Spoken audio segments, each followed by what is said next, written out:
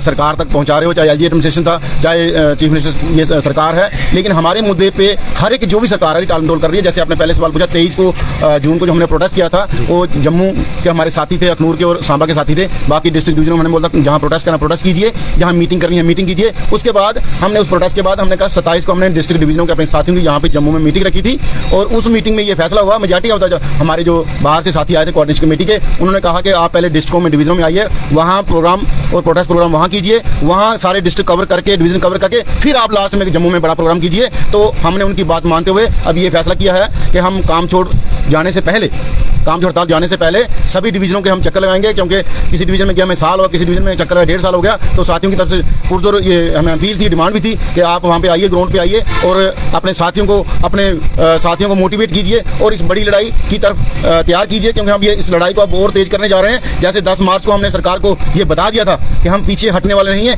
इसी तरीके से ही सरकार ने जो खासकर मिनिमम वेज का, कि सरकार को 3 सालों में मिनिमम वेज बढ़ाए हुए और 460 करोड़ जो पेंडिंग, जो मंत्री साहब ने 27 मार्च को कहा था कि हम 1 महीने में आपको ये पेंडिंग पहली इंस्टॉलमेंट दे देंगे। ऑन मीडिया उन्होंने ये बोला, उसके बाद उन्होंने कई बार ये बात बोली।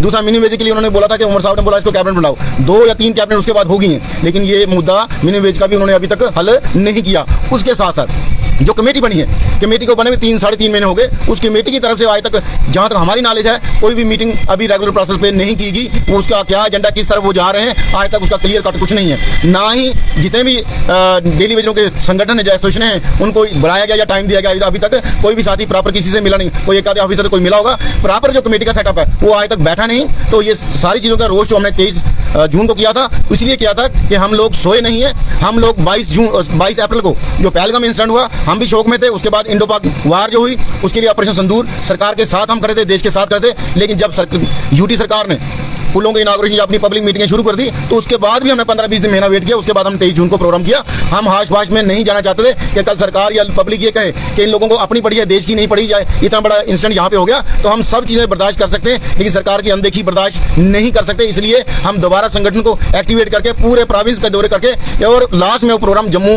शहर में कंक्लूड करेंगे। हमारी कोशिश होगी कम से 10,000 बंदा जम्मू शहर में पहुंचा के सरकार को ये बता दिया जाए कि कैजुअल डेली जो पीएचई का है वो अपने हक लेने की आज भी सरगर्म है, आज भी पूरे जोश में है, हम पीछे हटने वाले नहीं है। मतलब एक चीज देखी गई है, देखिए अगर केंद्र से कोई पैसा आता है वो सीधा कश्मीर चला जाता है, चलिए ले जाइए, डेवलपमेंट के नाम पर लिया जा रहा है, लेकिन उस पैसे में से थोड़ी बहुत अगर कहा जाए आपकी किस्तें जो है वो देने वाली है, वो उसको भी देना चाहिए। देखिए हमारा शुरू से मानना है कि जम्मू कश्मीर में बैलेंस डेवलपमेंट होनी चाहिए, सारे खितों का ध्यान रखना चाहिए, सभी डिपार्टमेंट का ध्यान रखना चाहिए।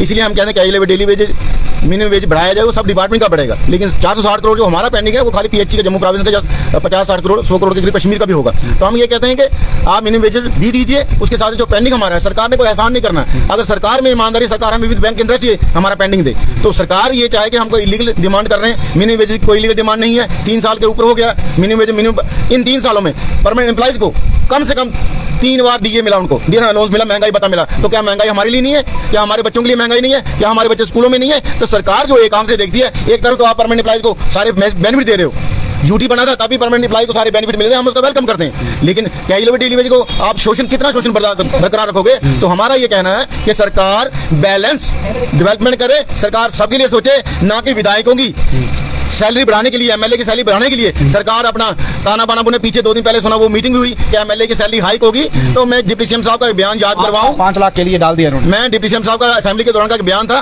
कि कैजुअल डेली बेचारे कोई बात नहीं, 1 साल और निकाल लेंगे। तो 1 साल एमएलए भी निकाल सकते थे। वो जो पैसा आप उनका बढ़ा रहे हो वो हमें दे दो।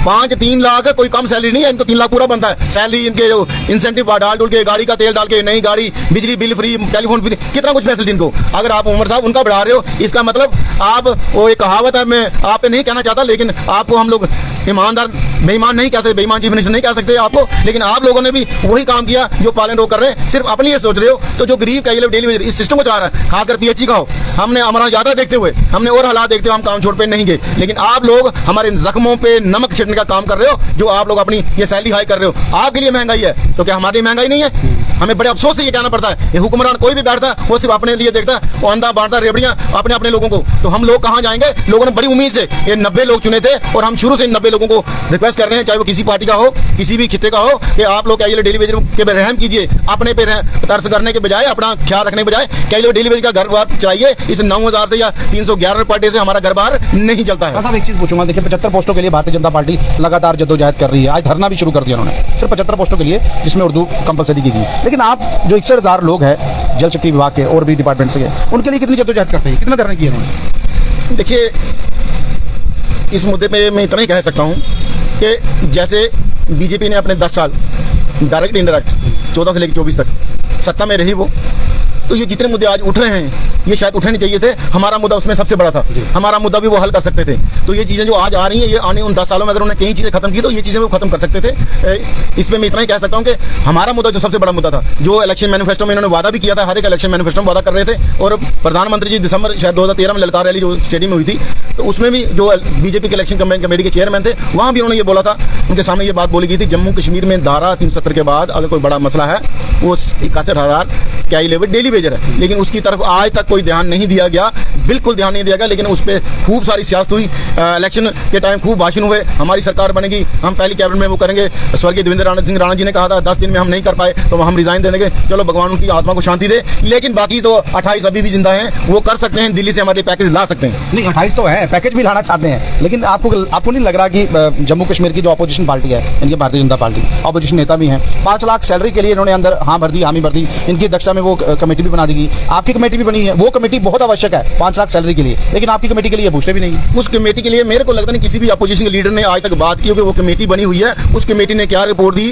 क्या उस कमेटी कभी कोई मीटिंग हुई। लेकिन अपनी सैलरी हाई के लिए 89 के 9 या किसी भी पार्टी के हों, लेकिन असेंबली में जाके अपने फायदे के लिए सब लोग इकट्ठे होते हैं। हमें बड़ा अफसोस ये आता है कि पब्लिक कितने इंटरेस्ट से, इतने जोश तोड़ से वोट डाल के चुनती है, लेकिन ये जाके सिर्फ और सिर्फ 90 स्कॉर्पियो ले ली, आज सैलरी हाई कर रही और कई चीजें हो जाएंगी। भाई अपना ख्याल रखने से पहले उन गरीब का डेली में ख्याल रखो, जो आपको पानी, बिजली या सफाई, पीडब्ल्यू जितने भी महकमे के लोग हैं जो आपका ये निजाम सिस्टम चला रहे हैं, जितने कैले डेली भेज रहे हैं, तो ये तरस खाओ, थोड़ा शर्म भी करो, अपने लिए सब कुछ सोच लो, तो गरीबों के लिए बिल्कुल आंखें बंद कर रहे हो। मेरा लास्ट सवाल रहेगा, देखिए यात्रा लगभग शुरू हो गई है और भारी झंडी देने के लिए एलजी साहब आ जाएंगे। अब पानी की, बिजली की, देखिए बिजली वाले भी प्रदर्शन पे है, पानी वाले भी प्रदर्शन पे है, क्या कुछ किया जाएगा इन लोगों के लिए? देखिए, मुझे लगता नहीं अभी इतने सीरियस ये लोग हैं। अगर करना होता तो जो सैलरी एमएलए की हाइक में मीटिंग हुई, उस मीटिंग की जगह क्या डेली वेज की जगह 90 के 90 पहले मीटिंग होती कि हम इनको रेगुलर करने जा रहे हैं, हम इनको मिनिमम वेज देने जा रहे हैं, हम इनका पेंडिंग देने जा रहे हैं, उस पर ये करते।